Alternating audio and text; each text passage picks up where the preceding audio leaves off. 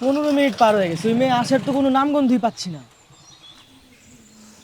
তাই তো দেখছি। আমার মনে হয় ওই মেয়ে তোর সাথে মজা করছে, কি আবল তাবল ফোনে বলছে আর তুই নাচতে নাচতে চলে এলি। আমি কই নাচলাম? তুই তো গতকালকে রাত্রে আমাকে রাজি হতে বললি। ঠিক আছে, ওই মেয়ের নাম্বারে ফোন দিয়ে দেখ ও আসবে নাকি আমরা চলে যাব।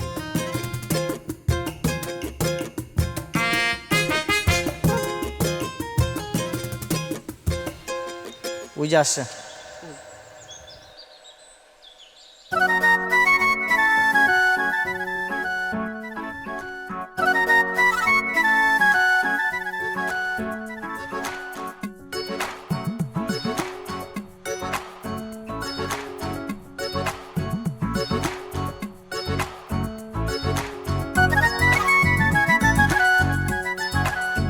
দোস্ত, মেয়ে তো দেখতে অনেক সুন্দর।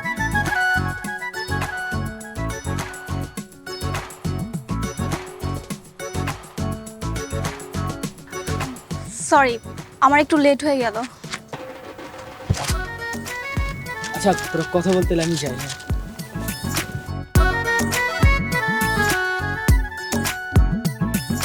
বলো, কি জন্য ডেকেছো? মোবাইলে তো সব কথা বললামই। আপনার সাথে ওরকম খারাপ ব্যবহার করার জন্য সত্যি আমি খুবই অনুতপ্ত। হ্যাঁ ঠিক আছে, ঠিক আছে, ইটস ওকে। আমি আপনার বাইকের জরিমানা দিয়ে দিব, কোনো সমস্যা নেই।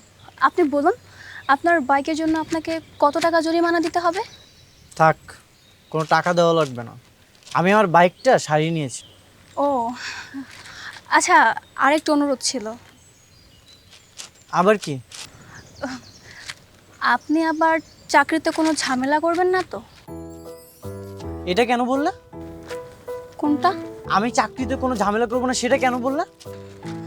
না মানে, আপনি তো চাকরিটা ছেড়ে দিতেই চাচ্ছিলেন, শুধু আমার সাথে একটু রাগ ছিল বলে। রাগ এখনো আছে।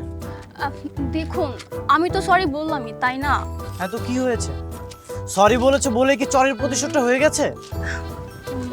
আসলে কি বলবো জানেন তো, মানে আর কিছু বলতে হবে না। আর আমি তোমাকে একটা পরামর্শ দিই, তুমি এই চাকরি আশাটা না বাদ দিয়ে দাও। এই চাকরিটা আমি করবো, তুমি অন্য কিছু ট্রাই করো। সেটা না হয় করবেন, কিন্তু আর কোনো কিন্তু নেই। তোমার কথা শেষ হয়েছে? হ্যাঁ, কিন্তু আমার চাকরিটা। আবার চাকরি? আল্লাহ হাফেজ।